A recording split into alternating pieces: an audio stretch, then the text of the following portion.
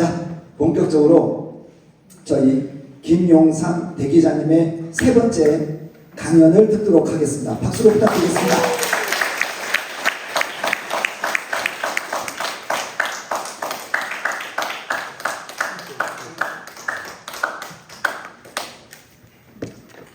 네, 여러분 반갑습니다.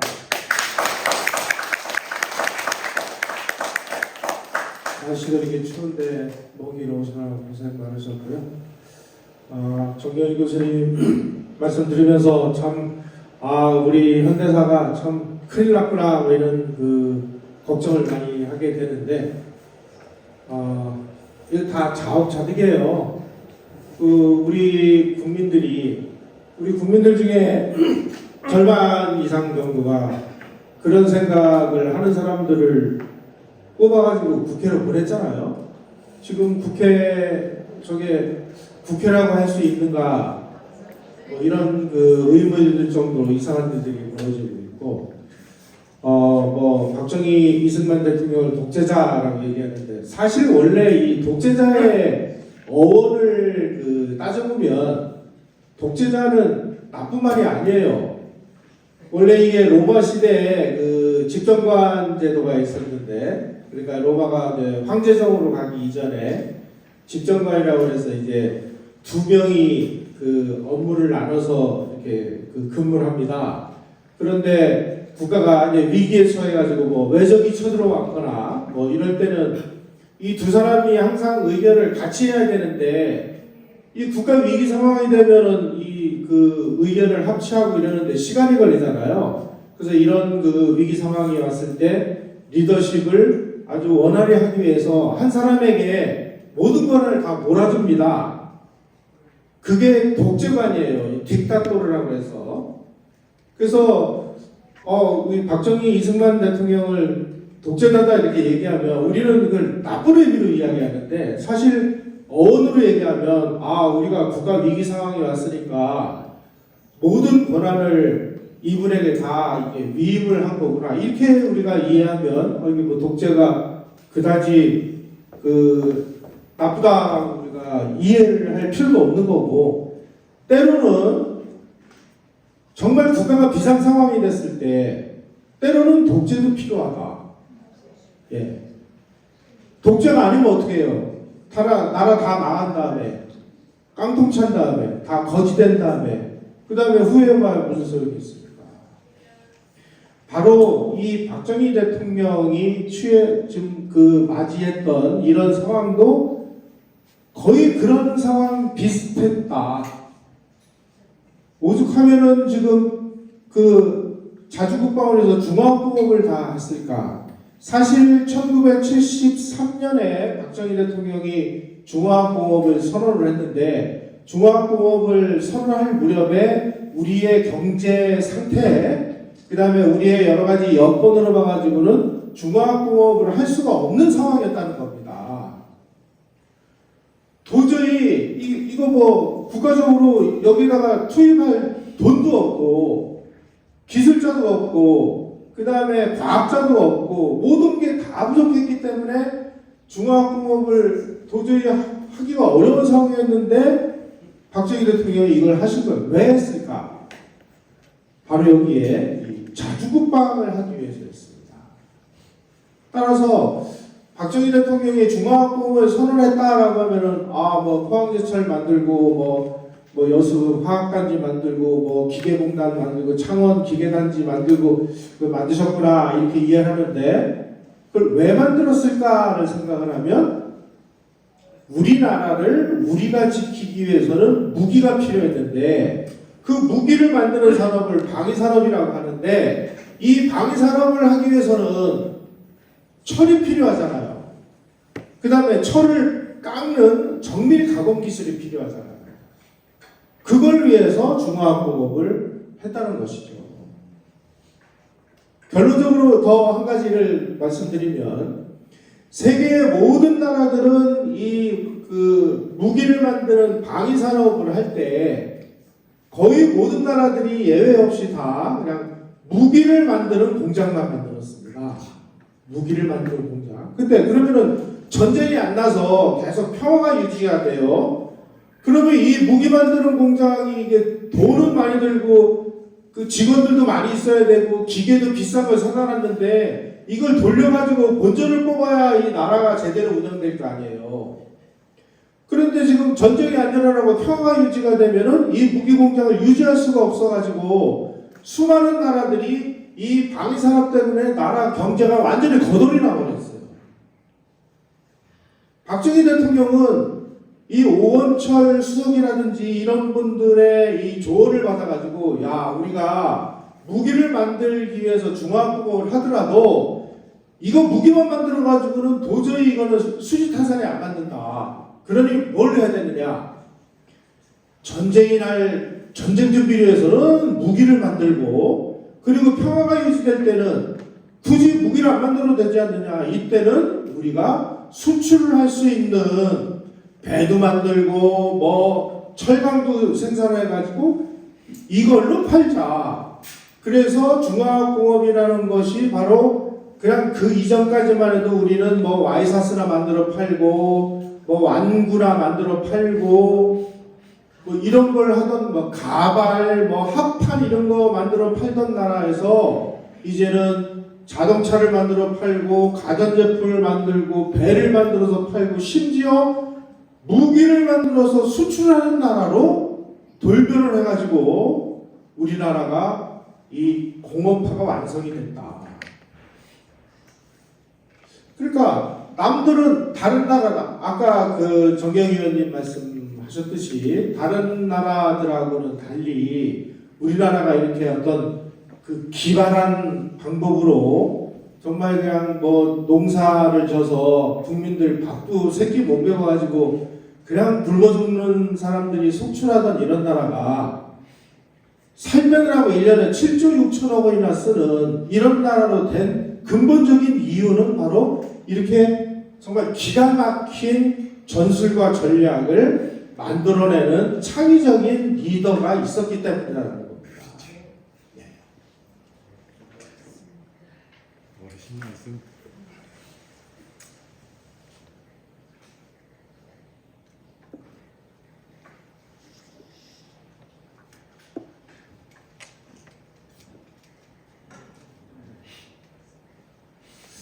자, 이제 그 우리가 중화공업을 얘기를 하려면 이게 세계 정세를 우리가 또 보지 않을 수가 없습니다. 자, 우리는 자꾸 막 네팔도 국다 이렇게만 생각하지 마시고 세계 정세가 어떻게 움직였는데 우리는 어떻게 대응을 했나 하는 이런 그 생각을 항상 염두에 두고 우리의 이 생각의 이 범위를 좀 세계적으로 확대하실 필요가 있어요.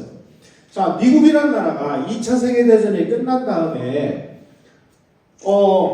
소련하고 이 히틀러라는 악당을 물리치기 위해서 이 공산주의 이 종주국인 이 스탈린하고 손을 잡았습니다. 그래서 이제 막 복잡해진 거예요, 이 세상이. 그래서 미국에서는 무슨 이야기까지 나왔냐면은 그 이전까지만 해도 이 공산주의 스탈린 이건 아니 흉악한 놈이니까 이게 나쁜 놈이야 이렇게 그 선전을 하다가 어느 날 이게 이제 그 스탈린이 동맹국이 되니까 야 우리가 알고 보니까 이 스탈린 이 친구가 그다지 나쁜 놈이 아니야. 그래가지고 막 스탈린을 막 칭찬해주는 캠페인을 벌려야 되는 상황이 벌어졌어요. 이걸 이제 엉클톰 프로젝트라고 그러는데 저 알고 보니까 저 스탈린이라는 저 그 소련 지도자가 바로 우리 옆집 사는 톰 아저씨랑 똑같은 사람이야.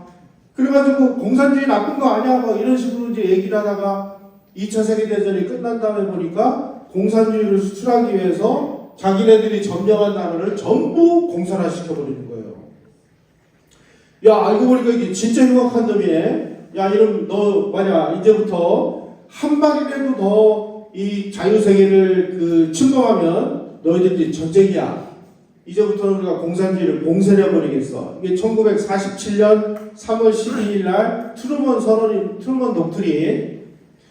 자, 이래 트루먼 독트린을 선언한다면 이제 냉전이 시작이 돼요. 그래가지고 전 세계에 공산주의가 자유세계를 침범하나 안 하나 이제 세계의 경찰 역할을 수행을 하기 시작합니다. 그런데 세계 경찰 역할을 하면 돈이 얼마나 많이 들겠어요. 그러다 보니까 1960년대에 들어가지고 미국 경제가 점점 어려워지다 보니까 세계 경찰 역할을 더 이상 수행하기 어려운 상황까지 온 거예요. 그때가 언제냐? 1969년입니다. 여러분 그 아폴로 11호라고 이 기억나십니까? 인간이 달에 처음 착륙을 한 닐 암스트롱 뭐 이런 사람이 이제 달에 착륙했다가 그 이제 착륙선이 태평양에 이렇게 떨어집니다. 이때 이제 미국 항공모함이 가서 이 그 우주인들을 귀환을 해가지고 왔는데 바로 그 항공모함 안에 닉슨 대통령이 타고 있었어요. 그래서 이제 그 닉슨 대통령이 그 아폴로 11호 우주인들을 이제 그 환영을 한 다음에 괌으로 가가지고 아시아 순방을 한다고 해서 괌으로 가서 그 유명하고 충격적인 닉슨 독트린이라는 선언을 합니다. 닉슨 독트린이라는 게 뭐냐? 야, 지금까지 말이야 미국이 뭐 돈도 대주고 무기도 대주고 군인도 보내가지고 세계를 다 지켰는데 이제 우리도 형편이 어려워서 이때 니네 나라한테 못 지켜주겠어. 그러니까 니네 나라는 니네가 지켜. 아시아 국가들은 미국에 너무 의존하고 있어. 그러니까 아시아 국가 너희들은 니네 힘으로 니네가 지켜. 이렇게 되니까 제일 심각한 위기에 처한 게 뭐냐면 한국이었어요. 그 다음에 베트남이었어요. 왜냐면 지금 베트남에서는 베트남전이 지금 벌어지고 있고 미군과 한국군이 지금 월남을 도와주기 위해서 군대까지 보냈는데 이제 니네 나라 니네가 지켜 이러니까 난리가 난 거죠. 한국도 그냥 힘겹게 지금 북한의 대남 도발을 막고 있는데 이제 니네 나라 니네가 지켜 그러니까 우리가 지키려고 보니까 뭐가 있어야 지키죠. 그래서 어떻게 했어요? 우리 향토해비군 만들었잖아요. 그래서 250만 향토해비군을 조직을 합니다. 아니 그런데 여러분 군대라는 거는 뭐 사람만 모아놓는다고 무슨 군대입니까? 무기가 있어야 되잖아요. 무기가. 향토해비군을 무장을 시키려고 보니까 무기가 없는 거야 이게. 그래서 이 중화학공업이 시작되기 시작했다. 자, 미국이 이제부터 베트남하고 한국 특히 니네 나라는 니네가 지켜 이거를 이 사람들은 뭐라고 용어를 붙였냐면 베트남전의 베트남화. 자, 우리가 미군은 철수할 거거든. 그러니까 우리가 무기 대줄 테니까 너희들이 베트남 군대를 강화를 시켜서 니네 나라 니네가 지켜라 라고 하는 걸 베트남전의 베트남화. 한국 너희들도 베트남하고 똑같은 일을 할 거야. 그걸 한국전에 한국 안보의 한국화다. 말은 좋죠, 말은. 근데 우리는 뭐 우리 힘으로 뭐 지키고 싶지 않아서 그랬습니까? 뭐 형편이 있어야 뭐 형편이 돼야 뭘 하죠. 자, 이 일본 사람들이 그 한반도를 그 30 몇 년간 이제 이 식민 통치를 하면서 산업 구조가 이상하게 배치됐습니다. 이 북한 지역에는 지하 자원도 많이 나고 전력도 많이 생산되고 그러니까 북쪽 지역에다가는 중공업 시설을 대대적으로 건설을 했어요. 저 흥남에 있는 흥남 질소비료, 함흥 일대, 뭐 평양 일대, 뭐 많은 공장을 짓고 무기 공장도 짓고 중공업 시설을 다 져놨습니다. 반면에 남한에다가는 저 호남평야, 만경평야 이런 데다가 농사를 장려를 했습니다. 이거를 이제 북쪽은 농업, 남쪽은 농업 그래가지고 이걸 남농 북공의 산업 구조다 이게 있네요. 이런 상황에서 38선이 딱 터지고 나니까 남한은 뭐가 있습니까? 공장이 뭐 남아있는 게 없는데. 그래서 농업으로 먹고 살 수밖에 없는 이런 그 산업 구조가 만들어져 있었고, 북한은 일본이 만들어 놓은 그 어마어마한 이 산업시설 덕분에 1960년대 후반 이때까지 북한이 아시아에서 일본에 이어서 두 번째 공업국가였다라는 사실입니다. 그래서 여러분들 6.25 때 그 인민군들은 제일 먼저 생각나는 게 따가총이 생각났을 거예요. 이 따갈총은 북한에 있는 무기 공장에서 만들어가지고 자기네 나라 인민군을 무장시켜가지고 그 총으로 침략을 한 거예요. 우리는 무슨 총 한 방 만들 수 있는 무슨 공업시설이 있어야 뭐를 만들죠. 이런 상황이 1960년대 말에 우리가 닥친 겁니다. 이게.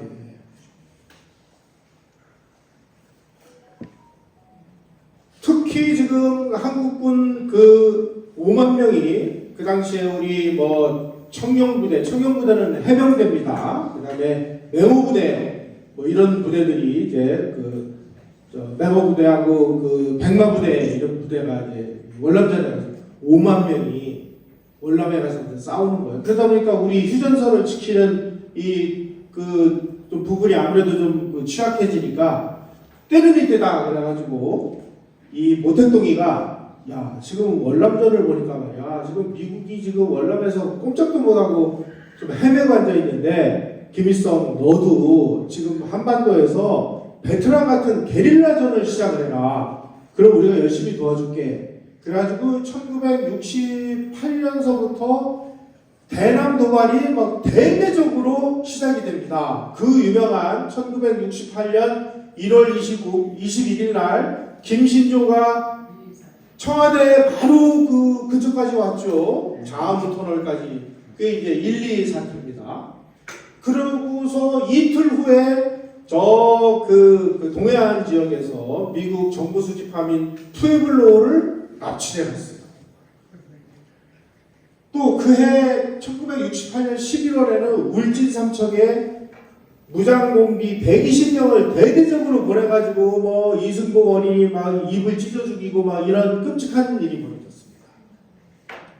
또 1970년 6월 22일 날은 그 국립현충원 있죠. 현충원에 들어가시다 보면 현충문이라고 있는데 그 현충문까지 무장공비가 침투해가지고 그 6월 25일 이로부터 사흘 후에 6.25 기념식이 거기서 열리게 돼 있는데 거기에 박정희 대통령이 참석을 하거든요. 박정희 대통령이 참석하면 먼 곳에서 원격 조전 폭탄을 터뜨려서 박정희 대통령을 암살하기 위해서 이 무장공비들이 현충문에다가 폭탄을 설치하다가 이 폭탄을 잘못 만져가지고 폭발을 해버렸어요. 이런 일까지 해버렸어요. 이게 바로 1983년 버마 아웅산에서 전두환 대통령을 암살하려고 했던 원격 조정 폭탄을 이용한 암살의 표시였습니다. 이게. 이런 일이 정신없이 벌어지고 막 이러니까 이제 야 이거 큰일 났다. 우리가 좀 어떻게 좀 지켜야 되는데 우선 급한 대로 박정희 대통령이 미국으로 날아가서 닉슨 대통령에게 아이고 우리 뭐 취지는 막 공감을 하는데 한국은 지금 비상사태니까 한국은 좀 예외로 해주시면 안 될까요? 이렇게 얘기를 하니까 닉슨 대통령이 한국은 예외로 시켜드릴게요. 그래서 김일성에게 경고를 하기 위해서 한국에서는 주한미군을 철수하지 않겠습니다 라고 약속을 했는데 그리고 나서 2주 후에 미국 지도부에다가 미군 철수에 그 대신 철수하는 거를 박정희가 절대 알지 못하도록 비밀리에 해. 완전히 박정희 대통령 뒤통수를 친 거예요. 여러분 그렇다고 해서 미국을 미워하실 필요 없어요. 미국은 천사가 아닙니다. 미국이라는 나라는 미국의 국익에 의해서 움직이는 거예요. 그렇다고 해서 우리가 미국 정말 나쁜 놈이네. 나쁜 놈이 아니고요. 이 지구상에 있는 모든 나라들은 자기네 나라의 국익을 위해서 움직이게 되어 있는 겁니다. 한국은 그동안 우리가 열심히 지켜줬는데 말이야. 우리가 이렇게 지금 형편이 어려워졌는데 어려운 상황에서 우리가 계속 이 나라를 지켜줘야 될 이유가 뭐야? 그럴 때 많은 미국의 유권자들이 이제 한국은 그만 지켜줘. 그러면 안 지켜주는 거예요. 자, 이런 상황을 대통령이 당했다고 생각해 보세요. 야, 그러면 미국 왜 약속을 어기지? 이렇게 앉아 있으면 그 대통령이 아니죠. 지금 나라가 지금 백척간대 위기에 섰는데, 자, 미국이 한 번만 이런 게 아닙니다. 그리고 나서 이제 미 제7사단을 한국의 그 정부하고 아무런 협의도 없이 7사단을 빼내버렸어요. 그러니까 이제 한국이 이제 난리가 난 거죠. 야, 그 뭐 철수 안 한다 그러더니 왜 약속을 안 지키는 거야 하고 막 이제 하긴 하니까 한국을 또 이제 달래기 위해서 에그뉴 부통령이라는 요분이 에그뉴 부통령인데 한국으로 와서 박정희 대통령하고 아주 심각한 회담을 합니다. 그리고 박정희 대통령하고 회담에서 자, 우리 7사단을 이제 뺐으니까 더 이상의 강구는 없다. 미 2사단은 계속 주둔시키겠다 하고 이제 약속을 했어요.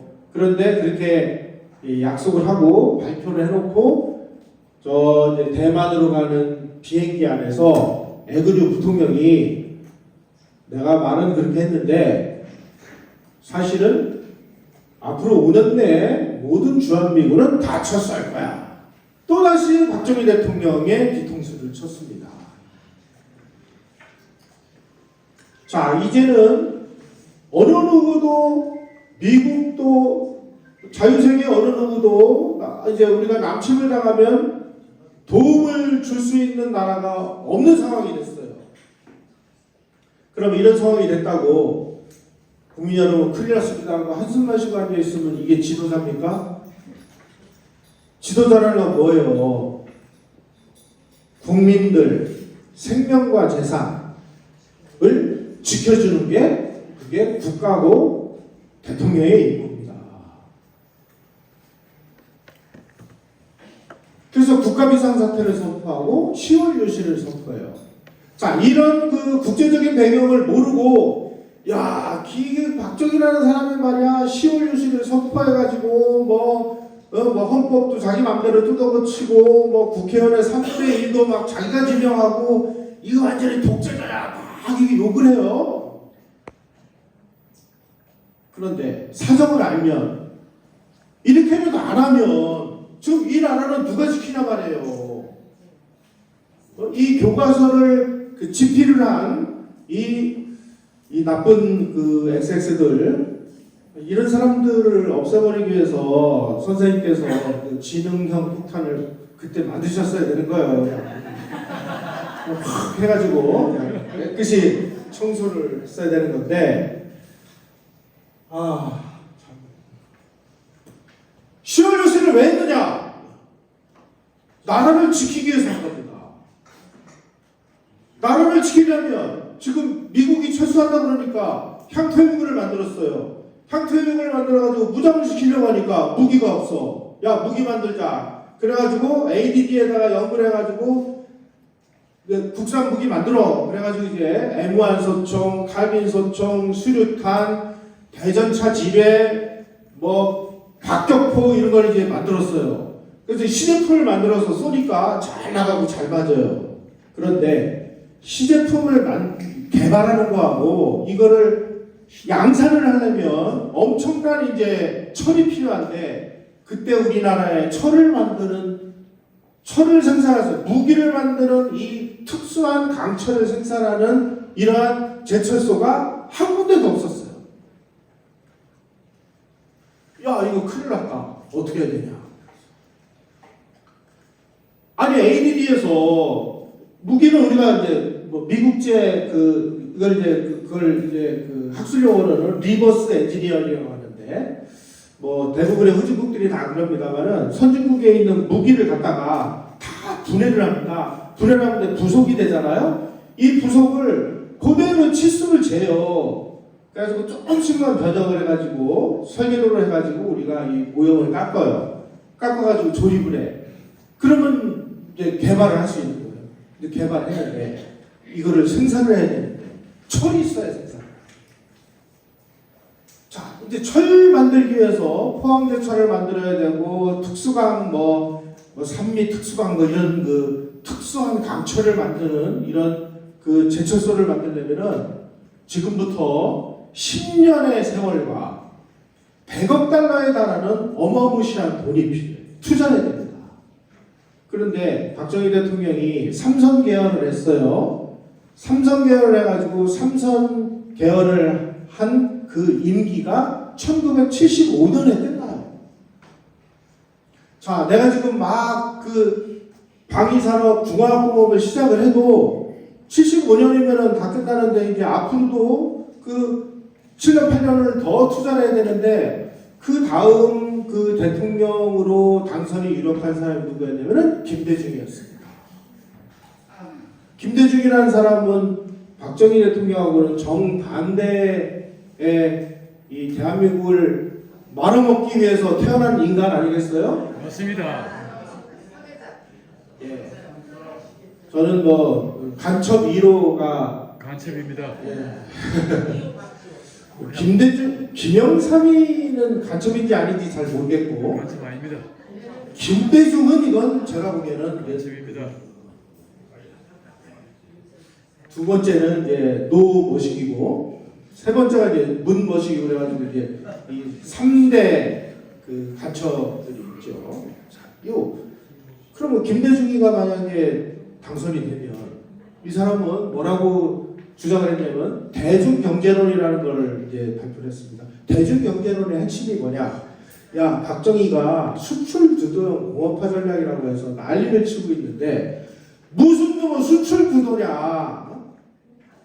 내수 위주로 돌려. 내수 위주로. 그래서 우리 국민부터 먹고 살아야 돼. 그 다음에 뭐? 공업화 웃기고 있네. 공업은 무슨 공업이야 어느 걸. 농업을 장려해 농업을. 그 대신 이제 우리가 집도 줘야 되고 그러니까 시멘트 정도는 뭐 우리가 공업화를 해야 돼. 이걸 이제 내포적 공업화라고 합니다. 학자들이 좀 일부러 이걸 어렵게 용어를 쓰는데 한마디로 얘기하면 시멘트 산업을 제외한 공업은 필요 없으니까 농업을 해라 농업을. 이런 게 김대중의 대중경제론이에요. 자, 김대중이가 하는 대로 하면 지금까지 박정희 대통령이 만들어 놓은 수출주도 공업화 전략 다 엉망진창이 되고 수출 다 스톱이고 공업화 다 스톱이에요. 중화공업 웃기는 소리야. 아니 중화공업을 해가지고 우리가 무기를 만들어가지고 그 우리 군인들이 지키면 인민군이 남침해 올 때 인민군 많이 죽잖아. 그러면은 우리가 적화가 늦게 되잖아. 이거 안 되는 거야. 우리가 무기 만들면 안 되는 거예요. 자, 이런 놈이 당선되면 대한민국은 어떻게 돼? 망하는 거야. 그럼 내가 어떻게 해야 되냐? 내가 1975년에 내가 임기 만료인데 나라가 망하든 말든 난 몰라. 나 그냥 은퇴해서 행복하게 살 거야. 이게 옳으냐? 아니면 비상한 방법이라도 동원해가지고 일단 자주국방을 위한 중화공업을 완성을 해서 우리가 만든 우리 무기로 우리 스스로 나라를 지킬 수 있는 이런 나라를 욕으로도 먹더라도 만들어 놓는 게 옳으냐? 여러분들은 어떤 길을 택하겠습니까? 박정희의 길. 그래서 박정희를 독재자라고 얘기하는 거예요. 제가 말씀드렸죠? 독재자는 나쁜 게 아닙니다. 나쁘다고 우리가 인식을 할 뿐이지. 지금 이런 상황에서 국가 지도자라는 사람이 해야 될 역할과 의무와 이게 뭐예요? 국민의 생명과 재산을 지키기 위해서 당분간이지만 약간의 민주주의적인 기초와 개인의 자유 일부를 유보시켜서라도 나라부터 구해놓고 보자. 그게 중화공업화 선언이라는 겁니다. 자, 이 애근육 대통령이라는 사람이 와가지고 이때 이제 박정희 대통령 뒤통수를 탁 치우라니까 자기도 양심은 있을 거 아니에요. 그래가지고 박정희 대통령하고 우리 국가지도부 사람들에게 뼈 있는 충고를 한마디를 합니다. 내가 미국 부통령으로서 전 세계 전략을 가만히 보니까 미국이란 나라는 자유진영 국가들이 침략을 당했을 때 농업국가는 공산화가 돼도 아무런 피해가 없다. 그런데 공업국가, 특히 중화공업국가가 공산화가 되면 그 중화공업 시설로 무기를 만들어서 공산 진영이 강화가 된다. 그러니 중화공업국가는 미국이 어떠한 희생을 치르더라도 지켜준다. 그 무슨 얘기예요? 당신들 빨리 중화공업해. 그래야 미국이 지켜주는 거야. 다시 말씀드리면 미국이 지켜주지 않으면 안 되는 가치 있는 나라를 빨리 만들어라. 에그리 부통령이 그래도 나름대로 뭔가 양심은 있어서 이런 그 메시지를 전해주고 갑니다. 이 이야기를 박정희 대통령과 우리 국가지도부는 정말 진지하게 받아들입니다. 아무리 어렵더라도 우리가 중화공업을 일으켜서 무기 만드는 공장으로 대한민국을 꽉 채우면 이걸로 우리가 나라도 지킬 수 있고 미군도 우리를 지켜주지 않으면 안 되는 이런 나라로 우리가 가치를 밸류업을 시키자. 그러기 위해서 중화공업이 필요합니다.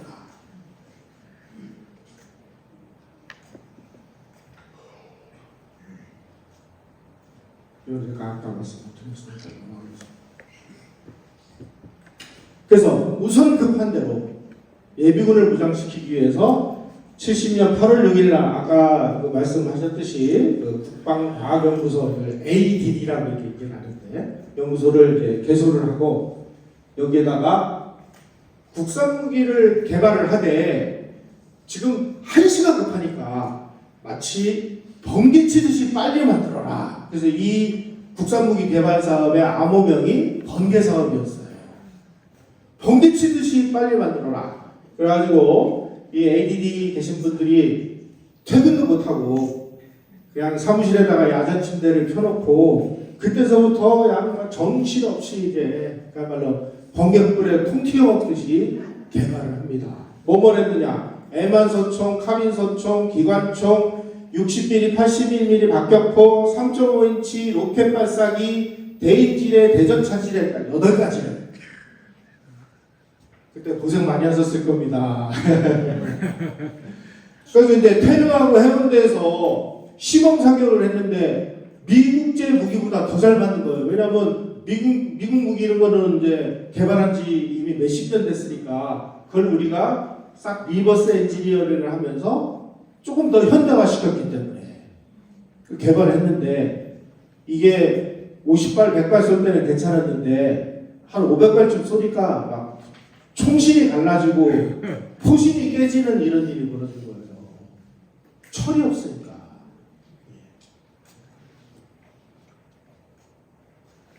그래서 무기 제조를 위해서는 결국은 중화공업이 필요하구나. 다시 말씀드리면 우리는 지금 이렇게들 알고 계실 거예요. 중화공업을 건설해놓고 무기를 만들었다 이렇게 생각을 하고 계시는데 이게 앞뒤가 바뀐 겁니다. 사실은 우리는 방위산업을 위해서 다시 말씀드리면 자주국방을 위한 무기를 만들기 위해서 중화공업을 시작한 거예요. 이게 전후좌우를 정확하게 아셔야 중화공업이 왜 필요했는지가 더 절실하게 다가오는 거예요. 한국은 무기를 만들기 위해서 중화공업을 건설했다. 아까 말씀드린 이 사과형 그 수류탄이라는 요게 미군이 만든 계란형 수류탄입니다. 계란형. 아마 여기 계신 그 분들 중에 고등학교에서 대학교 갈 때 뭐 체력장 이런 걸 시험을 보셨을 겁니다. 체력장 종목 중에 10m 왕복 달리기, 수류탄 그 투척, 1000m 구보 이런 과목이 있습니다. 이게 왜 그러냐? 10m 왕복 달리기는요, 여기서부터 터지면 재빨리 그 피해가지고 그 목숨을 구하라고 하는 이 그 소위 말하는 순발력을 기르기 위해서 하는 거예요. 수류탄 던지기는 자 중학생이고 고등학생이고 지금 뭐 적이 침략이 오면 수류탄이라도 집어 던져가지고 싸우다 죽자. 그래가지고 수류탄을 만들었는데 이게 너무 무거워가지고 잘 나가질 않는 거예요. 저도 그 던져봤는데 이거 꽤 무겁습니다. 그래가지고 이거를 사과형, 동그란형으로 만들었는데 나중에 미군이 이걸 보더니 지네 거보다 이게 더 좋거든요. 그러니까 그 이외에는 전부 우리처럼 사과형 수류탄으로 다 바뀌었습니다. 그 정도로 우리는 그냥 우리가 뭐 미국제 그대로 갖다가 베낀 게 아니고요.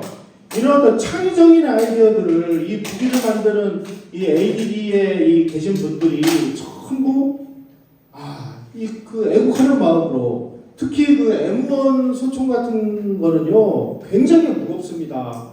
그리고 총신도 길어가지고 우리 한국인들이 이 M1 소총을 가지고 뭐 구보를 한다거나 뭐 장거리 이동을 할 때 이 무거워가지고 굉장히 고통스럽고 힘들었어요. 그래서 어떻게 하면 이거를 한국인의 체형에 맞게 계속 개량을 하느냐. 근데 나중에 이게 이제 K1, K2 소총이 됩니다. 그래서 요즘은 우리 그 군인들 보면 개머리판이 이렇게 탁 접히고 굉장히 가벼운 그리고 명중률도 훨씬 좋은 그 K1, K2 소총, 그 다음에 뭐 기관총 이런 걸 다 그 우리 그 체형과 지형에 맞게 다 개발을 해서 이게 뭐예요? K 방산이에요. 이게.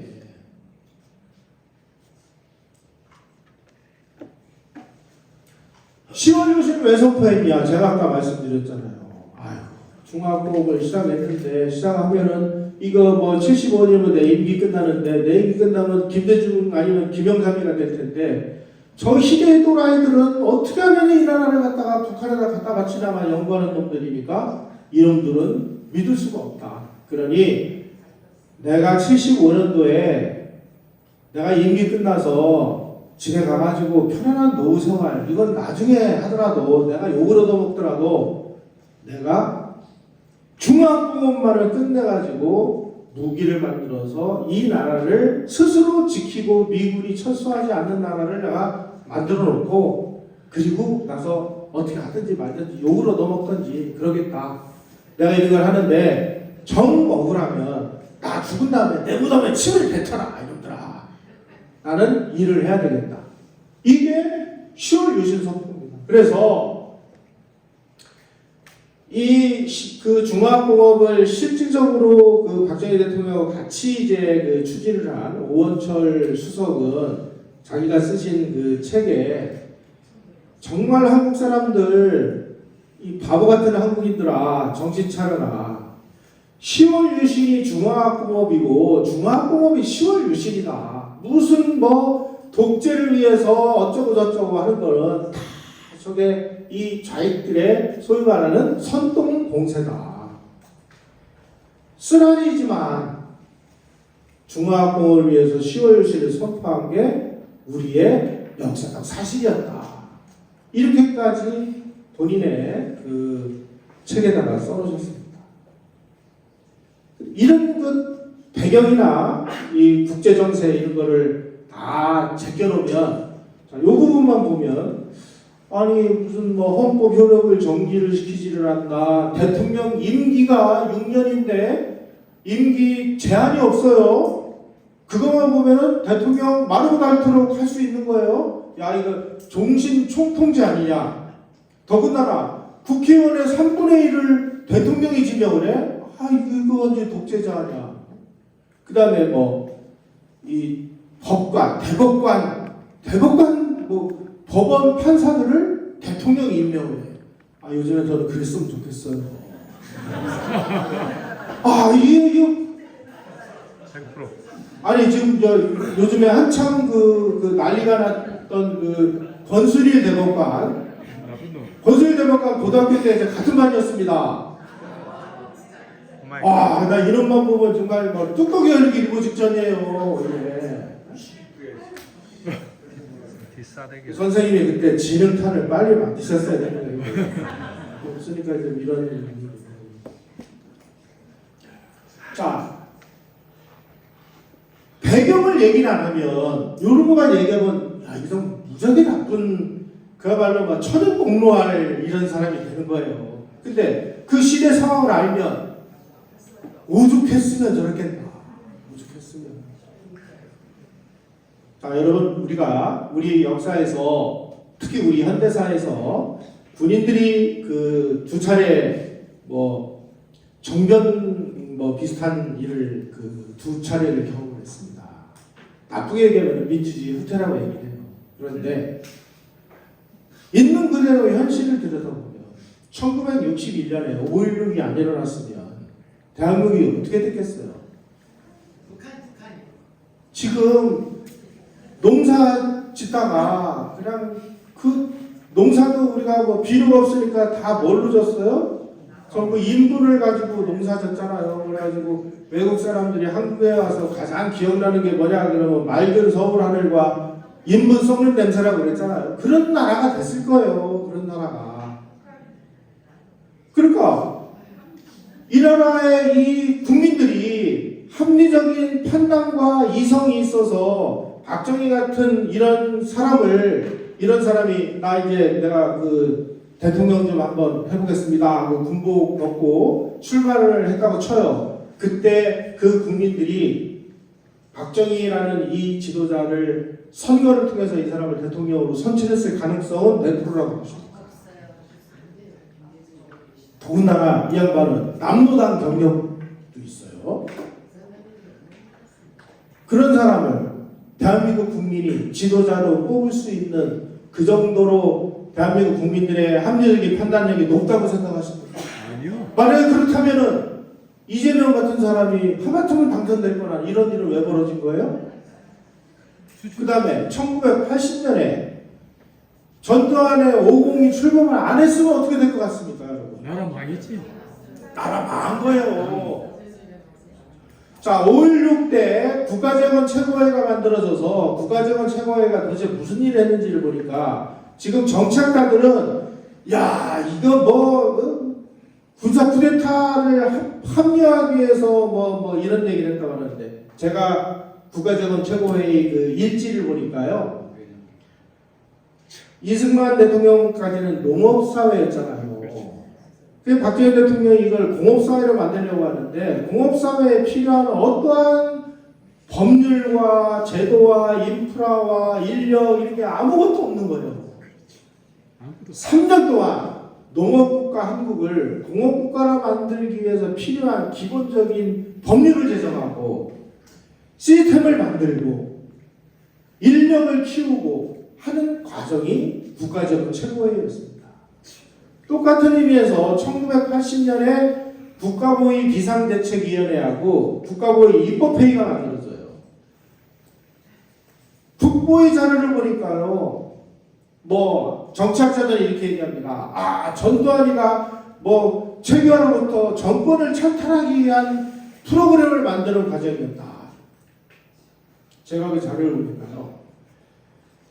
산업사회에 필요한 이 인프라와 이런 것들은 그때까지 잘 만들어져 있는데 이제부터 이제 새로운 세상이 다가오는데 이거는 소위 말하는 IT 사회입니다. IT 사회로 우리가 이해하기 위해서 뭔가를 하려고 했는데 아무것도 안 되는 거예요. 전부 이게 기득권층하고 연결이 돼가지고 개혁은 말처럼 쉽게 안 되는 겁니다.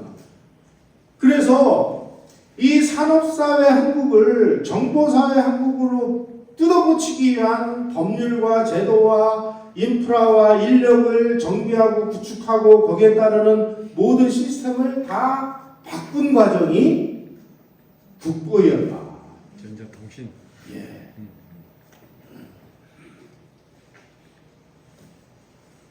그래서 청와대에다가 중화학공업 추진단을 만들어가지고 이제 중화학공업을 막 만드는데 중화학공업을 만드는 기본 목적이 뭐예요? 방위산업이죠. 그래가지고 철강, 비철금속, 기계, 조선, 전자, 석유화학을 6대 전략업종으로 선정을 해요. 이게 바로 현대 무기를 만드는 데 필요한 핵심입니다. 그렇지. 전자는 왜 필요하냐? 다 무기가 유도무기잖아요. 이게. 그러기 위해서는 전자산업이 필요하고. 그런데 더 기발한 거는 다른 나라들이 이 시행착오를 한 것들을 다 우리가 전부 벤치마킹을 한 다음에 우리는 전시에는 무기를 만들지만 평화시에는 우리가 수출할 수 있는 중화공업 제품을 만드는 이런 쪽으로 중화공업을 건설한다. 이게 바로 신의 한 수였습니다. 그렇지. 다른 나라는 이런 거는 꿈도 못 꿨어요. 그래서 이렇게 해서 지금까지 우리가 와이셔츠나 가발이나 이런 거 만들어 팔던 나라에서 자동차와 선박을 만들어 파는 나라, 이런 나라로 황홀 탈퇴를 성공적으로 할 수 있었던 것이죠.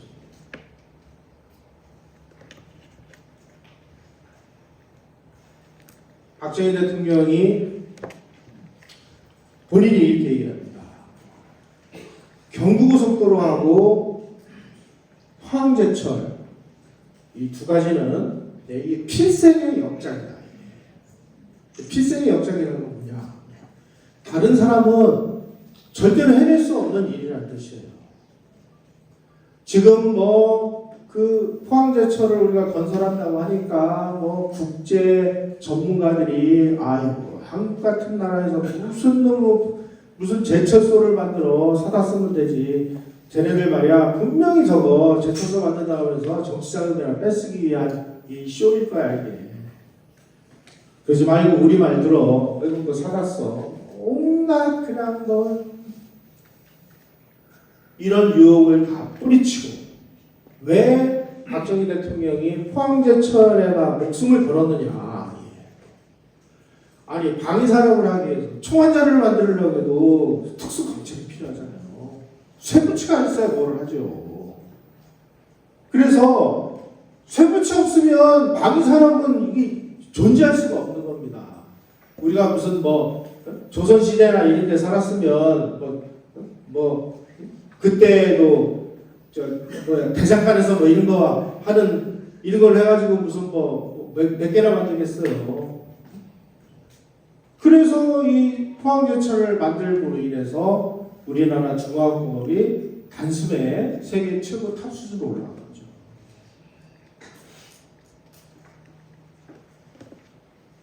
그런데 제철소를 만드는 게 말처럼 쉬운 일이 아니었습니다.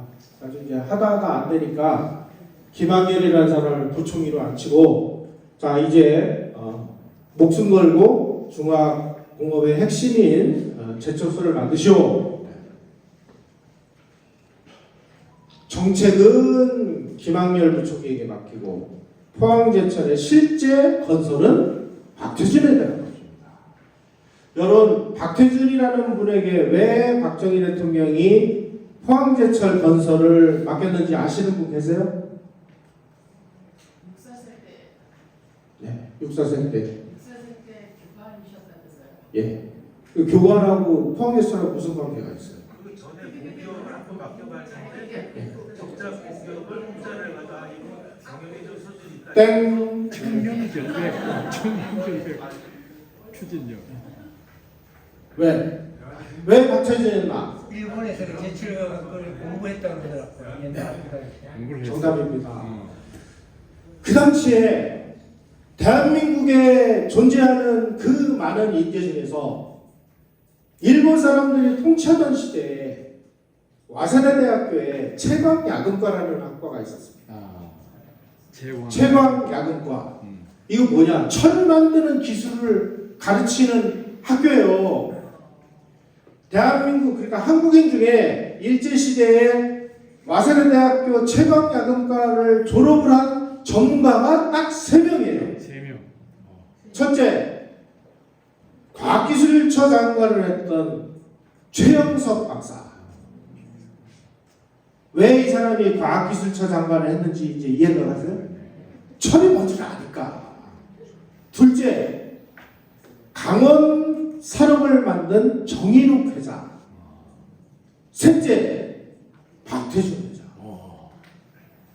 그러니까 박정희 대통령이 일제시대에 채광야금과를 나온 전문가가 3명밖에 없으니까 이 3명을 다 갖다가 한 사람은 과학기술, 한 사람은 포항제철, 한 사람은 탄광 그 강원 탄광에서 강원도 철원에서 그 석탄 캐가지고 연탄 만들어가지고 그 연탄을 전국 방방곡곡에다가 다 전부 그 공급을 해가지고 전 국민이 산에 가서 나무를 안 해도 되게 만드는 사람이 바로 정일욱이라는 사람. 연탄 만든 사람입니다. 연탄 만든 사람. 삼표연탄 아세요? 예. 삼표연탄 공장 사장이 정일욱이라는 사람이에요. 그 사람이 와세대학교 최강 야구과를 나온 사람이에요. 5공탄, 19공탄. 오늘날 대한민국이 산업녹화에 성공한 이유는 뭐냐? 나무를 잘 심었기 때문이다? 그게 아니고요. 전 국민이 산에 올라가서 나무를 안 해도 되도록 대체 연료를 공급할 수 있는 시스템을 건설한 겁니다. 박정희라는 사람이. 맞습니다. 거기에 가장 결정적인 게 뭐냐? 연탄의 공급이었어요. 그 연탄을 저 마무리에 삼표연탄 공장에서 밤낮으로 그냥 찍어가지고 전국 방방곡곡에다가 그냥 공급을 하니까, 그리고 전부 새마을운동 통해서 전부 돈 줘가지고 뭐 장작대는 아궁이 전부 연탄대는 아궁이를 전부 개량시켜버려가지고 연탄을 때리니까 뭐 힘들게 가서 나무를 해야 될 이유가 없는 거 아니에요. 그래서 오늘날 대한민국의 산림녹화는 광부들 목숨하고 바꾼 겁니다. 맞아요. 우리 국민들이 또 연탄가스 먹고 또 얼마나 많이 또 돌아가셨어요. 김치국도 많이 먹고. 그렇죠? 연탄 보일러. 그렇지. 자, 이렇게 해서 포항제철을 만드는데, 포항제철이 김학열 부총리가 요게 이제 요 사람들이 대한민국의 이 철강의 그 설계도를 그린 사람입니다. 이게 제철 사업 전담반이라고 하는 건데, 요게 김학열 부총리고, 이 사람들을 딱 모아놓고 한 얘기가 뭐냐면, 불철주야 종합적 철만 생각나. 일을 하다가 안 되면 한강에 가서 빠져 죽어라. 박효진 회장은 뭐라고 얘기했어요? 일을 하다 안 되면 좌양자 해가지고 영일반에 투신하라. 똑같은 얘기를 한 거예요. 그래서 우리 기술자들이, 우리의 기술진이 포항제철, 초현대식 포항제철 103만 톤 공장을 우리가 설계를 했습니다. 외국이 설계해 준 게 아니에요. 자, 그러면 여기 있는 이 사람들이 어떻게 설계를 할 수 있었느냐? 여기 있는 사람 중에 거의 대부분이요, 이승만 대통령 때 이승만 대통령이 철강 유학생을 뽑아가지고 독일로 철강 유학을 보냈던 사람들이에요.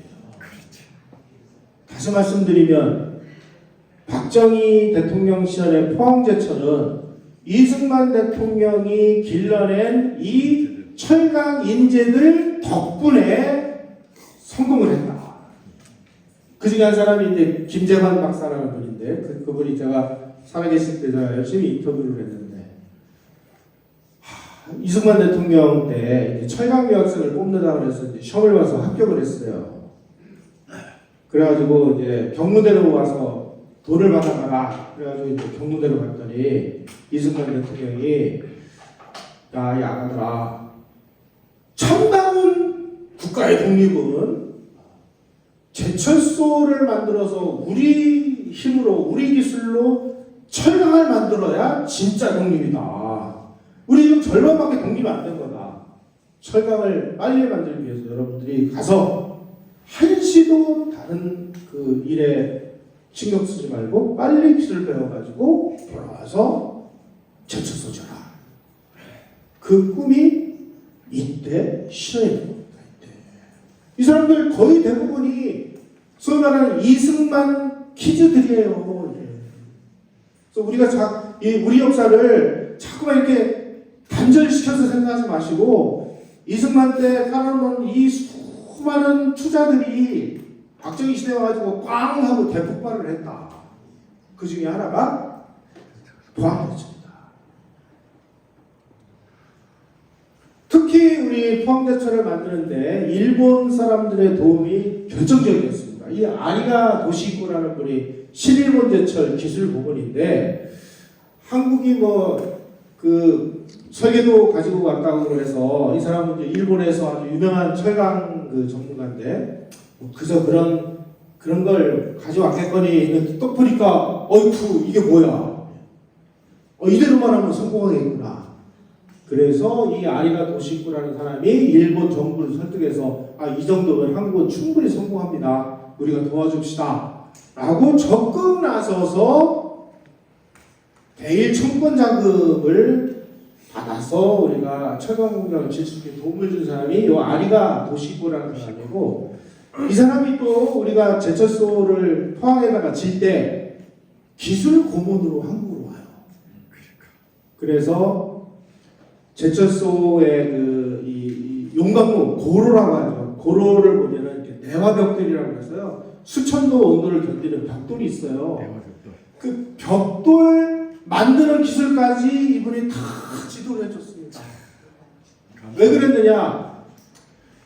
우리가 그래도 30몇 년 동안 이 한국 사람들을 식민 지배를 해서 이 사람들이 참 고통스럽게 살았는데, 우리가 이 사람들 조금만 도와주면은 그래도 잘 먹고 살 수 있을 테니 우리라도 철강이 제대로 돼야 이 나라가 산다.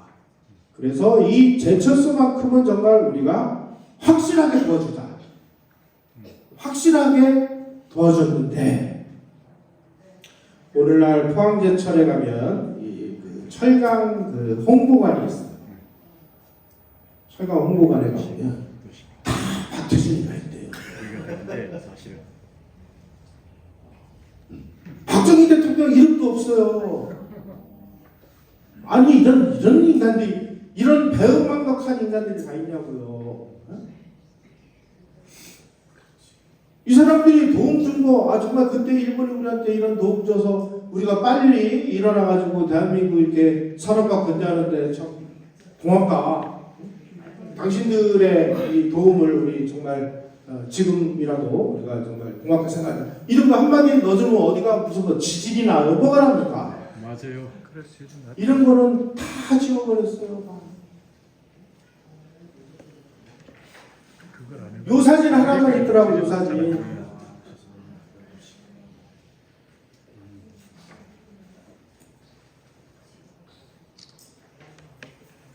1973년 6월 8일 날 이제 그 화이치그라고 해서 이제 용광로에다 불을 붙이는 겁니다.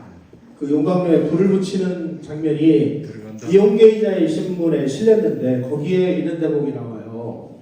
일본, 한국의 포항제철의 기술 지도를 위해서 왔던 일본의 기술자들이 한국 사람들이 막 쇳물이 막 활활 쏟아져 오니까 막 만세를 부르면서 애국가를 불렀는데 자기네들도 다 애국가를 따라 부르기 시작했대요. 일본 기술자들도 함께 한국 애국가를 불렀다. 그 광경은 특별했다. 기술자로서 만족스러운 일을 할 수 있었다. 인생의 하이라이트였다.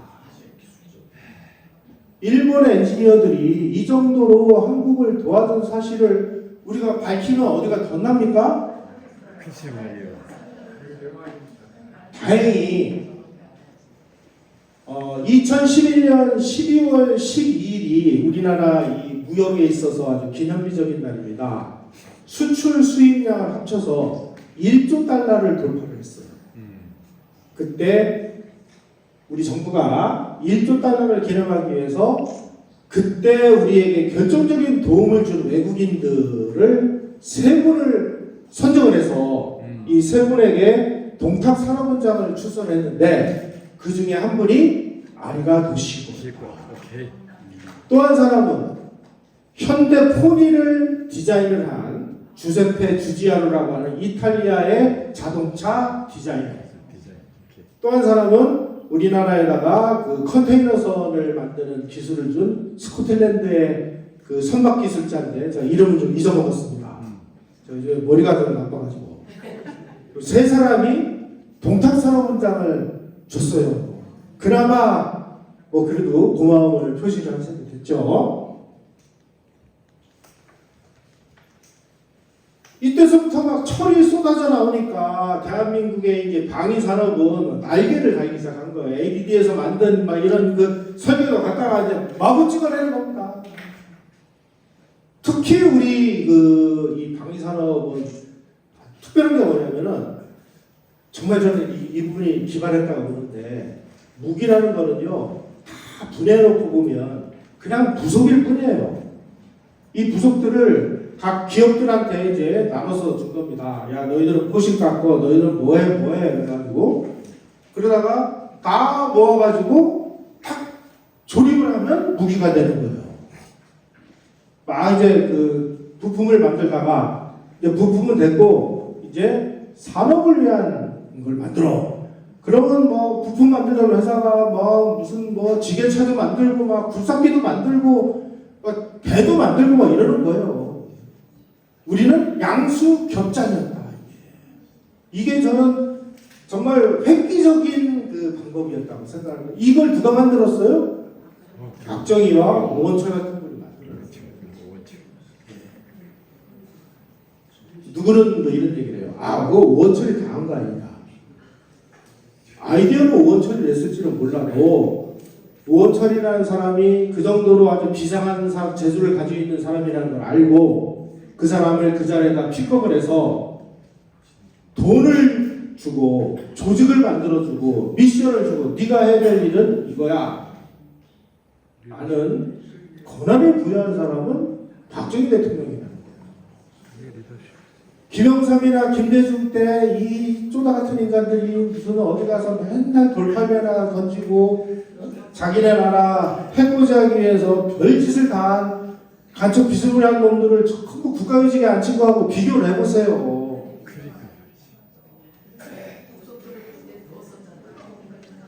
자, 왜 우리가 중화공업하라고 계속 얘기를 하느냐.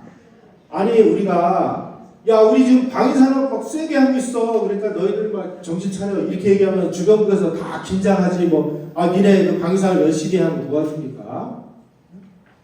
우리가 용어를 잘 선택해야 됩니다. 일본에서는요 우리는 전력증강이라는 얘기를 무시로 사용을 해요. 이건 외교적으로 이런 용어 함부로 사용하면 안 됩니다. 일본에서는 뭐라고 표현을 하는지 아십니까? 방위력 정비. 전력 증강이 아니고. 중국은 뭐라고 하는지 아세요? 방위력 개선. 그래서 우리도 방위산업 무기 국산화 이런 얘기 안 하고 중화공업하라고 계속 얘기하는 이유가 뭐냐? 주변국을 쓸데없이 자극하지 않기 위해서입니다. 이 정도로 박정희 대통령은 저기서 다 내다보고 방향을 이렇게 가르마를 타주는 그런 합리적인 리더십을 가지고 있었다는 것이죠. 그래서 모든 중화공업은 방위산업으로 두겠다. 방위산업이 중화공업화였다. 이걸 머리에 아주 잘 정리를 해놓으셔야 됩니다. 그리고 그 당시 이제 우리는 지금이야 뭐 우리 그 기술 수준이 엄청나게 올라와 있었습니다만 그 당시는 우리가 자동차를 한 대를 만든다고 치면 엔진 만드는 기술이 어디 있어요? 디자인을 우리가 어떻게 해요? 경험이 없고 기술자가 없는데. 그러니까 야 이건 폰이라는 그 차인데 이 폰이라는 차는 우리 고유 모델이거든. 우리 고유 모델이면 해외에다가 수출할 수 있는 거죠. 그런데 기술이 없으니까 엔진은 미쓰비시 거 갖다 쓰자.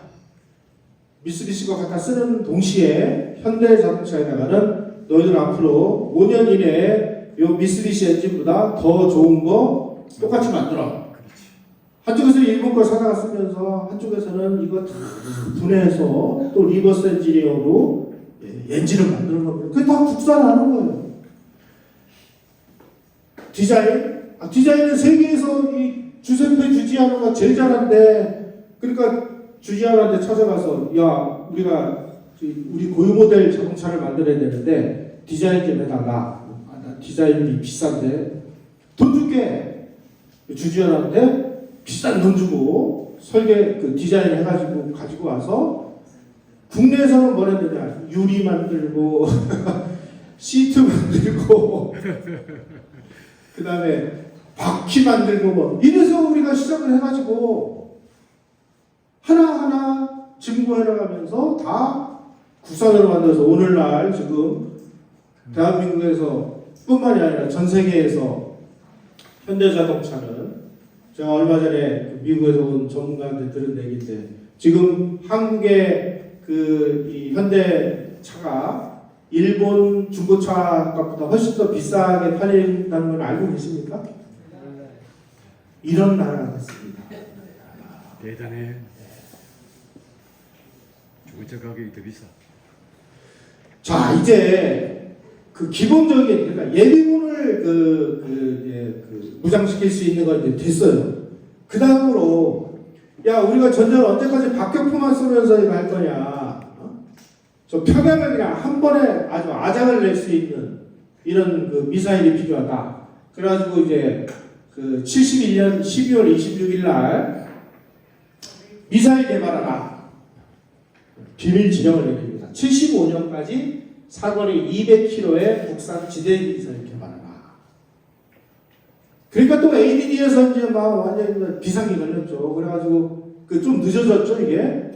78년도에 백곰 미사일. 요게 충청남도 저 안흥이라고 해서 거기에 우리 그 미사일 그 발사 시험장이 있습니다. 맞습니다. 거기서 이제 이 그 백곰 미사일이 발사되는 장면이에요. 네. 보충 설명을 드리면 예. 저때 제가 이제 거기 있었는데 예. 박 대통령을 지하 빵카로 들어가셔서 관람을 하시라고 그랬어요. 혹시 또 몰라서요? 그렇죠. 터진 처음 쏘는데 어디로 날아갈지도 모르잖아요. 그랬는데 끝까지 고집을 하시고 야외에서 관람을 하시더라고요. 지도자는 이렇게 목숨을 걸어야 되는 거고요. 두 번째로는 그 정도로 나는 우리 엔지니어들을 신뢰한다. 라는 걸 표현을 하니까 그러니 그 개발하는 사람들은 얼마나 노심초사하겠어요. 사기 충천. 그러니까 뭐 죽을 똥 살 똥 그야말로 뭐 안 하겠어요. 그래서 우리가 만드는 게 바로 이 백곰 미사일이라는 겁니다. 자, 이것만 가지고도 더 안심이 안 돼. 그래서 그 다음으로 우리가 한 거는 야 미군이 철수하면 우리 핵 개발한다.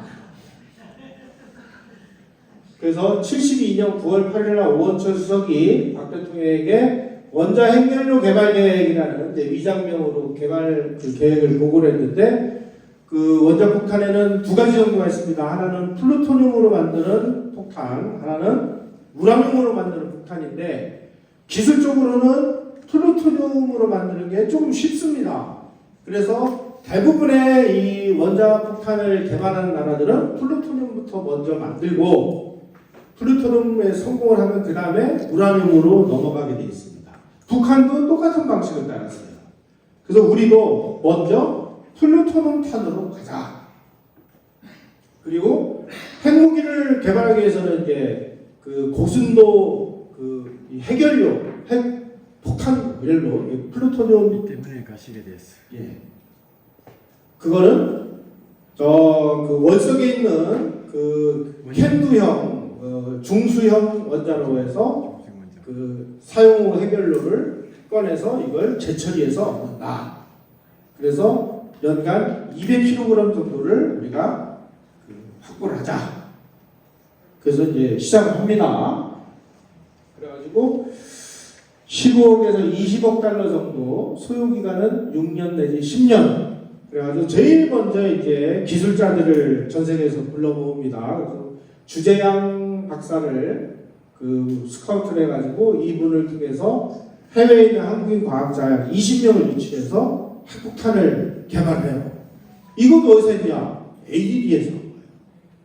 그래, ADD가 뭐 하는 데냐?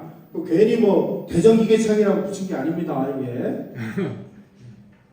이런 거 외국 사람들이 알 필요가 없는 거 아니에요. 이제 극비리에 추진을 했고, 또 그 당시에 프랑스가 우리하고 이제 그 기술 협력을 해서 프랑스가 많은 도움을 줬습니다. 그래가지고 프랑스 발뚝에 있는 핵무기 제조연구소가 있는데 거기에 우리 기술진들이 비밀리에 가가지고 거기에서 뭐 고폭탄 실험도 하고 텅스텐 시험구 뭐 이런 거를 이제 해가지고 원자폭탄을 개발한 게 70년대 중반입니다. 그래서 20kg급 이상 중량 1톤 미만의 원자폭탄을 우리 기술진이 프랑스의 도움을 받아가지고 개발했어요. 만들면 되는 거예요. 근데 이제 만들면 되는 게 말처럼 그렇게 쉽지가 않은 거죠. 왜 그러냐? 전 세계 이 그 강대국들이 모든 나라들이나 원자폭탄을 가지면 이게 통제가 안 되잖아요. 그러니까 다른 나라들은 이 원자폭탄을 개발을 못하도록 강력하게 통제를 합니다. 그게 NPT라는 거예요. 핵 확산 방지 조약이라는 겁니다. 그리고 지네만 개발하는 거예요. 그래서 자기네들 그 개발하지 말라고 하는데 개발하면 어마어마한 불이익을 줍니다. 뭐 경제 봉쇄를 하고 뭐 이런 그 엄청난 압력을 가하는데 과연 우리가 이 원자폭탄을 어떻게 할 거냐 초미의 관심사였습니다. 그래가지고 막 중수로형 그 원자로를 도입을 하고 뭐 이런 과정을 미국들이 지켜보니까 아 이거 지금 한국이 장난이 아니구나. 뭐 미국 정보기관이 어느 정도 눈치는 챘겠죠.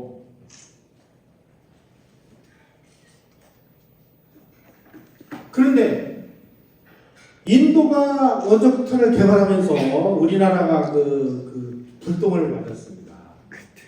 인도가 그 중국이 핵실험을 하니까 이제 중국하고 인도는 뭐 아주 원수지간입니다. 지금 그 인도하고 미국이 굉장히 그 사이가 가깝습니다. 왜 가까우냐? 이거 국제 관계를 보면 중국이 자꾸 뭐 미국하고 뭐 맞짱 뜨겠다고 저렇게 나오니까 인도하고 미국이 서로 손을 잡고 인도가 엄청난 그 핵 능력을 가지고 있습니다. 그러니까 중국 여차에서 까불면 뒤통수를 인도가 그냥 망치를 후려하기는 이런 역할을 하고 있는 거예요. 이게 국제관계라는 게 이래요. 그래서 인도가 이 핵 개발을 하니까 야 이거 큰일 났단 말이야. 이거 이러다가 이제 이 핵 고삐가 풀리면 이제 골치 아프다. 그러니까 지금 핵무기 개발하려고 하는 나라 어디야? 하다 보니까 한국이 있는 거예요. 한국 너희들 개발하지 마. 압력이 들어오는 거죠. 74년 11월 24일 날 스라이더 주한미국 대사라는 사람이 좀 큰일 났습니다. 한국이 프랑스하고 손잡고 열심히 개발하고 있는데 그냥 놔두면 이거 금방 개발할 것 같습니다. 그럼 어떻게 해야 돼요? 미국 입장에서는 자기네 어떤 그 국익에 의해서 자기 입장에서 막으려고 하는 거고 우리는 우리의 국익이 있으니까 우리는 우리의 국익에 의해서 핵무기를 개발하려고 하고 그러니까 미국의 국익과 우리의 국익이 충돌할 수밖에 없는 이런 상황이 된 거죠. 그럼에도 불구하고 프랑스가 우리에게 재처리 기술을 넘겨주기로 했습니다. 그러니까 한국에다가 계속 압력을 넣음에도 불구하고 한국은 이걸 개발할 포기할 의사가 없으니까 갑자기 지미 카터가 프랑스 대통령하고 회담을 해가지고 프랑스 지스카르 데스텐 프랑스 대통령에게 압력을 넣어가지고 프랑스가 나 우리 기술 못 주겠어 이런 으로 인해서 우리의 이 개발은 재처리 기술이 없으면 뭐 원료를 얻을 수가 없으니까 실패합니다. 자 여기서 끝났느냐? 여기서 끝났으면 박정희 대통령이 아니죠. 그런데 박정희 대통령이 어쨌든 그 이때 프랑스하고 뭘 하려고 하다가 프랑스가 이제 거절하는 바람에 실패를 합니다. 그때 이 도널드 그레그라는 사람 이름 많이 들어보셨을 거예요. 이 사람이 이제 미 CIA 서울 책임자였는데 이 사람이 자기 임기가 끝난 다음에 미국으로 귀국을 해서 아주 의미심장한 그 인터뷰를 했습니다. 이런 얘기를 했어요. 박정희 대통령이 그 당시에 핵을 포기를 안 했다면 쿠데타가 일어나가지고 박정희 정권이 종식됐을 것이다. 다시 말씀드리면 박정희 대통령이 끝까지 핵개발을 포기를 안 하면 군부 쿠데타를 일으켜서 박정희 정권을 뒤집어 엎으려고 했다. 박정희 대통령이 그걸 알고 핵을 포기한 거죠.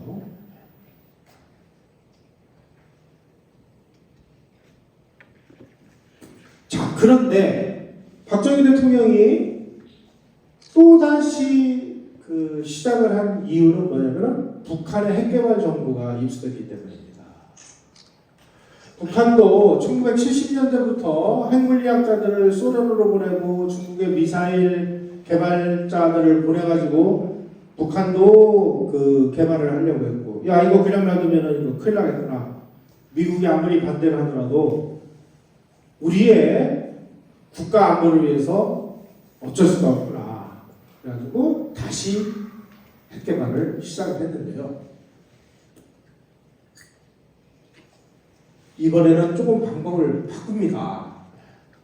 자, 지난번에는 프랑스로부터 재처리 기술을 도입하려고 하다가 프랑스가 이제 기술 안 줘 그러니까 우리가 뭐 할 방법이 없었잖아요. 그러니까 이번에는 박정희 대통령이 야, 재처리 기술도 우리가 하자. 그리고 요 결정을 한 지 얼마 있다가 이런 그 피요를 썼다고 그래요. 다시 말씀드리면 박정희 대통령도 아 내가 핵을 개발하려면은 내 목숨을 걸지 않으면 안 되겠구나 이런 그 피요를 썼다고 합니다. 여기서부터는 이제 그 의견들이 조금씩 갈립니다. 그래서 뭐 시작을 했는데 우리가 결국 그 뭔가 그 기술이라든지 이런 게 안 돼서 박정희 대통령이 한다고만 하고 사실상은 뭐 거의 그냥 뭐 방치를 했다라는 그런 그 주장이 있고 일부에서는 아니다. 겉으로는 포기한 것처럼 하면서 실질적으로는 개발을 진행을 했다. 이 두 가지가 이렇게 그 의견들이 좀 갈리는데 저는 그 박정희 대통령이 개발을 계속 한 게 맞다고 봐요. 왜냐하면 72년 12월 1일 날 핵연료 개발공단을 만들고 그리고 화학처리 대체 사업이라는 걸 시작하는데 이게 사실은 재처리 공장을 연구하는 프로젝트였습니다. 그 다음에 그 기기장치 개발 사업이라는 거를 또 진행을 했는데 요거는 뭐냐면은 연구용 원자로를 우리 기술로 만들어서 연구용 원자로를 돌려가지고 거기에서 나오는 사용 후 핵연료를 얻어서 재처리를 하기 위한 요 두 가지를 진행을 하거든요. 이게 그래가지고 원래 계획에 의하면 79년에서 81년 사이에 요게 완성이 돼가지고 우리나라는 1981년이나 82년 국군의 날에 퍼레이드에서 우리 원자폭탄을 세계에다가 딱 그 개발해둬라라고 선언을 하고 박정희 대통령이 나는 퇴임을 하겠다 이렇게 이제 계획을 하고 있었는데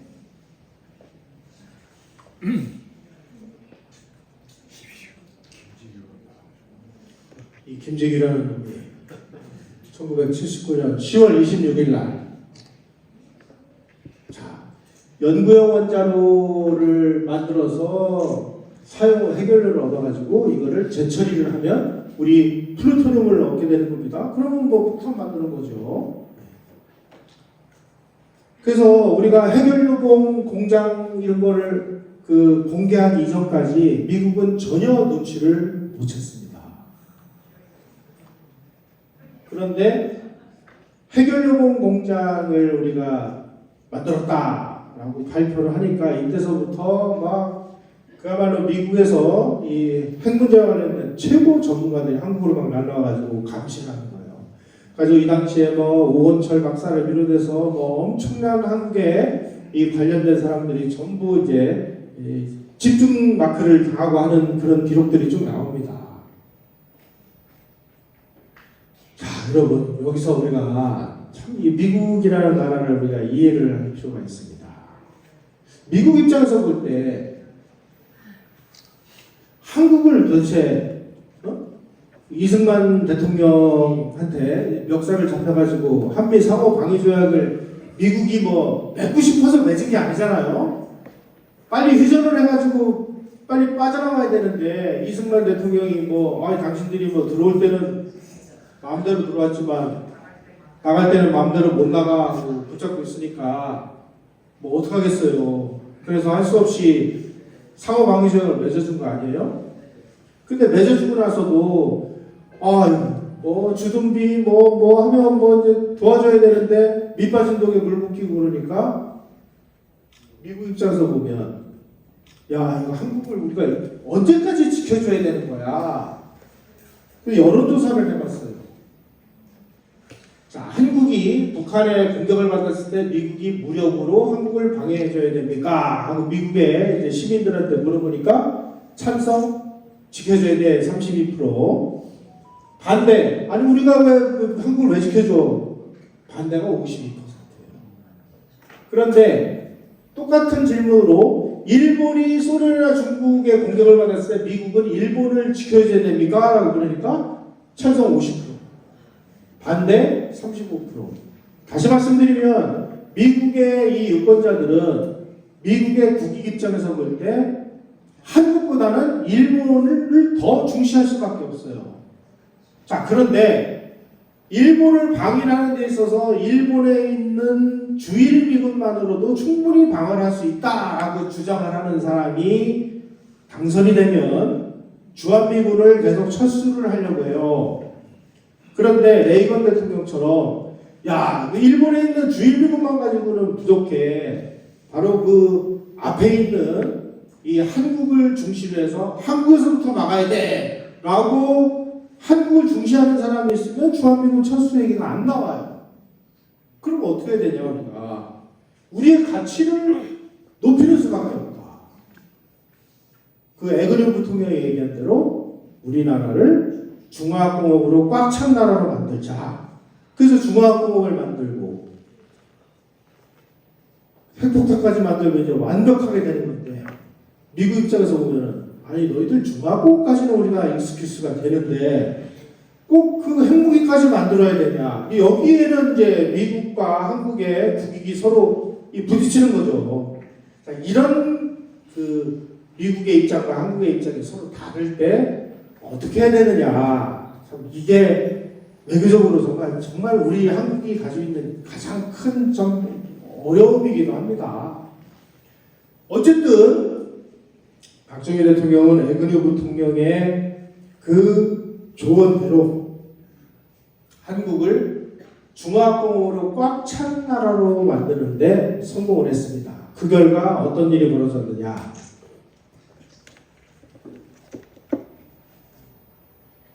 우리가 77년 상반기에 155mm 곡사포 이하 기동병기를 다 개발을 했고 78년에 배꼽미사일까지 개발을 했고 그리고 창원 기계공단에서부터 뭐 포항에 있는 저 제철소 또 울산에 있는 자동차 조선 그다음에 정유시설 여천에 있는 석유화학단지 하며 뭐 이게 공산권 수준에 넘어가면 미국도 거쳐온 거잖아요.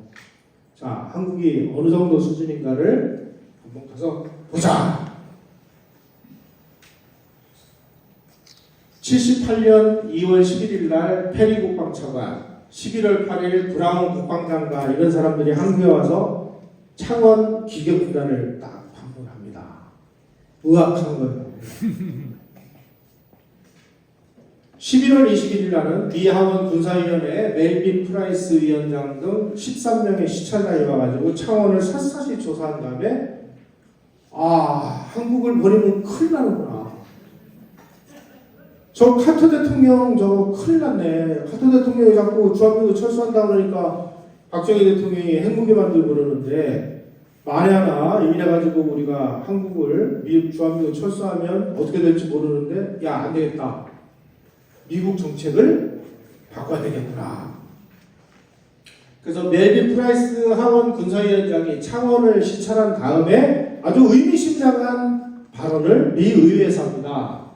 이번에 창원기지 방문으로 한국이 현재 공화국가가 됐다는 것을 확인했다.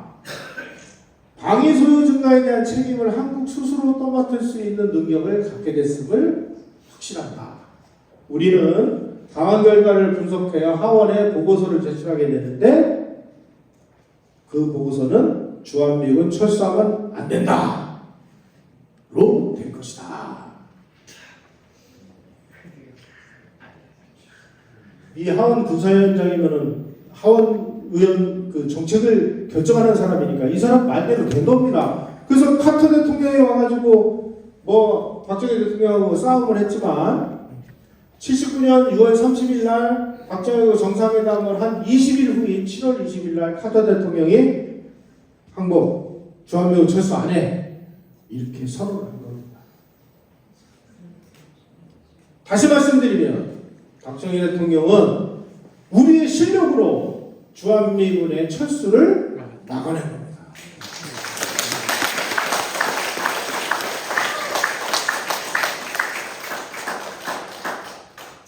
제발 주한미군 좀 철수하지 말아주세요 하고 빌어봤자 미국은 그건 니네 사정이고 아니 우리가 너희들 왜 지켜줘야 돼? 이렇게 하면 할 말이 없잖아요.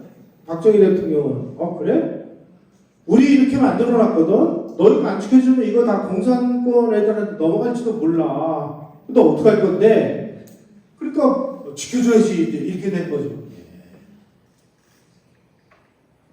한국을 미국이 지켜주지 않으면 안 되는 가치 있는 나라로 완전히 빌드업을 한 것이 바로 중화공업이다. 그래서 중화공업 건설은 대한민국 안보에도 지대한 1등 공신을 했고 그리고 안보뿐만이 아니라 우리의 공업을 완전히 산업 자체를 완전히 그냥 몇 단계 위로 올려놓은 거죠. 그래서 오늘날 솔직히 우리가 얘기합시다. 박정희 대통령이 건설해놓은 중화공업하고 전두환 대통령이 통째로 건설한 IT 산업으로 우리 지금 대한민국 먹고 살는 거 아닙니까? 맞습니다. 다른 거 뭐 있어요? 새로운 게 없어요. 없어요. 그렇지. 지금 박정희 전두환 대통령이 만든 이 중화공업과 IT 산업이 지금 이렇게 승승장구할 때 그 다음 대통령들인 뭐 김영삼, 김대중, 노무현, 이명박, 박근혜, 문재인 이런 사람들이 새로운 먹거리를 뭔가를 만들어냈어야 되는 거 아닙니까? 뭘 만들어냈습니까 지금? 뭐 4차 산업혁명 이렇게 얘기하는데 4차 산업혁명 산업 분야 중에서 우리가 앞서가고 있는 건 뭐예요? 뭐 2차 전지 정도? 그 외에 뭐가 있어요? 지금 저 일론 머스크라는 사람이 그 우주선 발사했다가 그 1단 로켓이 다시 돌아와가지고 원래 있는 자리에 딱 꽂히는 거 보셨죠? 지금 이런 변화가 일어나고 있는 이런 상황에서 뭐 한 거예요? 언제까지 박정희 전두환 시대를 뜯어먹으면서 그 시대를 독재 시대니 무슨 뭐 인권 탄압의 시대니 하면서 이 짓을 하고 앉아있단 말이죠.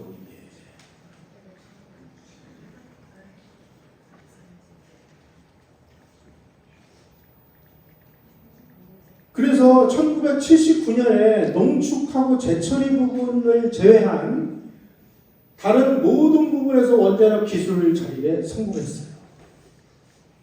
이게 박정희 대통령 시대에 만들어 놓은 이런 그 기술을 전두환 대통령 시대에 그대로 이어받아서 전두환 대통령이 보니까 그 당시 1980년에 우리가 제2차 석유 위기를 맞아가지고 나라가 완전히 좀 거덜날 판이 됐습니다.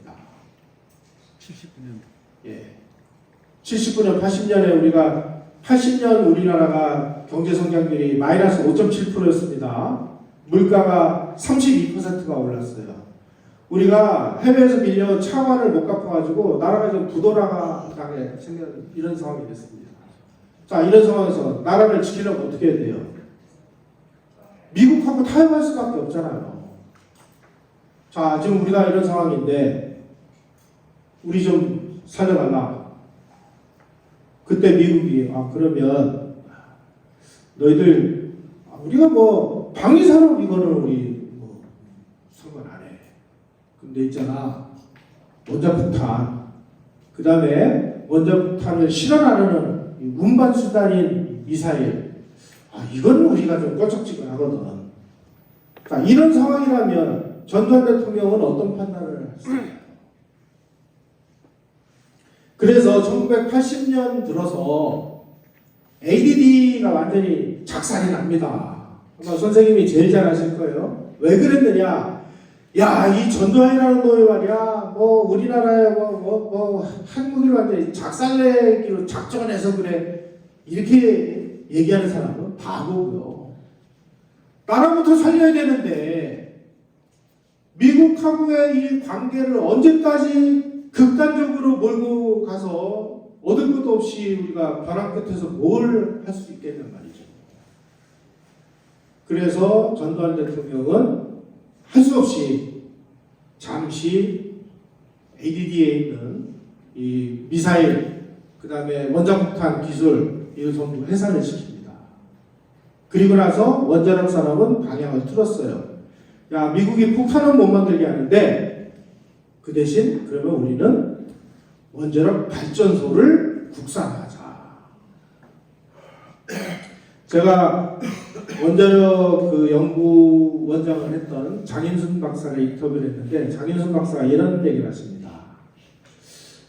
원자폭탄과 원자력 발전소 중에 뭐가 더 어렵습니까? 이렇게 했더니 이 원자력 전문가인 이 장인순 박사가 원자폭탄은 이 원자력이 가지고 있는 이 에너지를 한 번에 팡 하고 터뜨리는 거고 원자력 발전소는 그 에너지를 인간이 필요할 때마다 조금씩 꺼내 쓰는 기술인데 한 번에 팡 하는 거는 70년 전에 만든 기술이야. 이거 누구나 다 안다.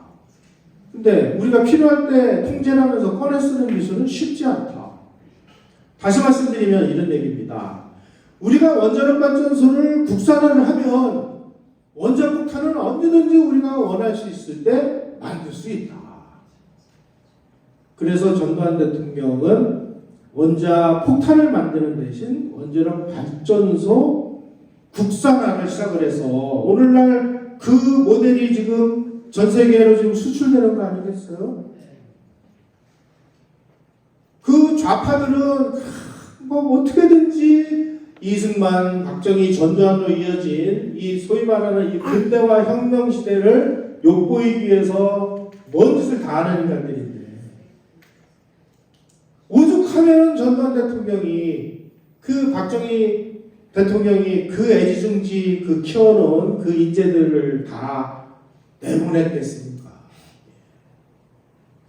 더군다나 그 당시에 국방과학연구소의 소장을 바로 자기의 육사 동기인 김성진 씨라고 육사 11기에서 공부를 제일 잘하는 공부의 신이라고 하는 김성진 씨를 보내서 정리를 하도록 해요.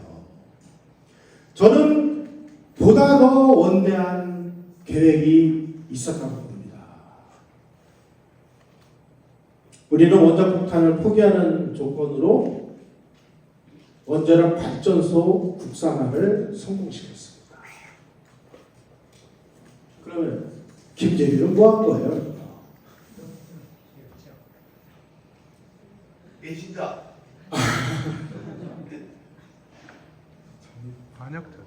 반역자지. 이 반역자가요. 요즘에 와가지고 민주화 몇 살이에요. 말 같지 않은 소리 하지 마세요. 그거 갇혀. 시험하는 갇혀.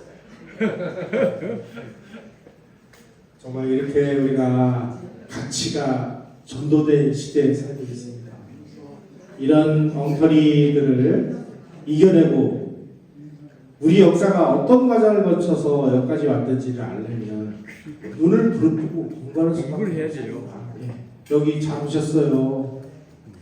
진짜 우리 그 시대의 이 지도자들이 이 나라를 살려서 우리 국민들의 생명과 재산을 보호하고 어디 나가서 무시당하지 않는 그런 국민이 될 수 있도록 정말 이런 개인의 그 희생을 감수하면서 앞장섰기에 이런 결과가 나온 거 아니겠습니까?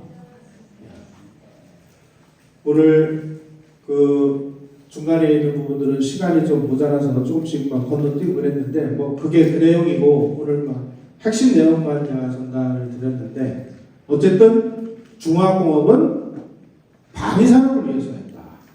단지 한국은 그냥 무기 만드는 공장을 때려진 게 아니라 평화시에는 중화공업 제품을 만드는 양수 겹장의 산업 구조를 만들었다. 이것이 우리의 오늘날 번영에 결정적인 도움이 된다 하는 걸 기억하시면서 오늘 제 강의 이것으로 마치겠습니다. 고맙습니다.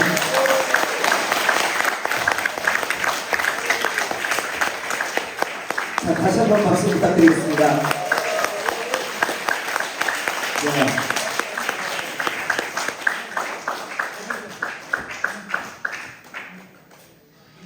네네. 오늘 말씀 중에 꼭 보완드리는 건데 국가 지도자 중에 국방과학연구소를 한 번도 방문 안 한 놈이 김대중입니다. 간첩이니까요. 한 번도 안 왔어요. 그러니까 뭐 개발하면 알 것도 없는 거예요. 그리고 노무현이라는 놈을 와가지고 뭐 사업을 뭐 하는지 좀 파악해야 될 거 아니에요. 근데 이놈은 젊은이와의 대화? 이래가지고 젊은 연구원들한테 놓고 농담하다 간 놈이에요. 문재인이 왔다는 소리를 못 들었고, 뭐, 그건 차지하고. 그래서 우리가 진짜 좌우하는데 넘겨주면 큰일 난다는 게 바로 이런 게 정리되는 겁니다.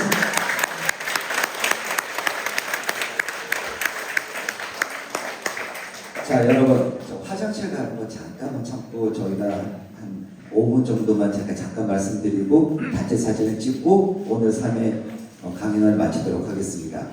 자, 여러분, 어제 우리 대한민국의 아기 축이라고 요즘 불리고 있는 이재명의 무죄와 관련해서 좀 속상하신 분들도 있을 것이고, 오늘 어떤 친구는 어제 재명 형 때문에 속이 상해서 오늘 이 강연에 못 오겠어요 하는 젊은 친구도 있었습니다. 제가 재명이를 2018년도 쫓아다녔는데요.